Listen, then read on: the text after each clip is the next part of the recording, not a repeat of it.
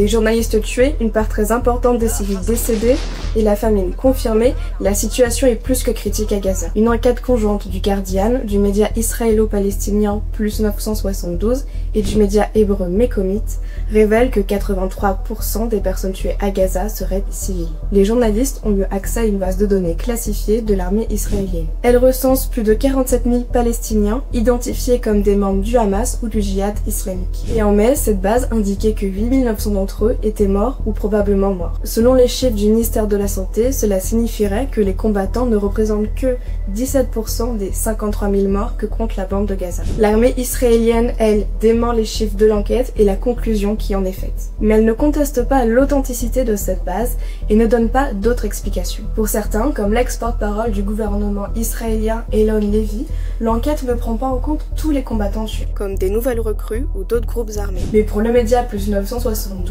cela ne change rien. Car si certains combattants manquent dans le calcul, le nombre de morts total à Gaza pourrait lui aussi être sous-estimé. En plus du bilan humain, l'ONU a affirmé officiellement vendredi que la famine touchait Gaza.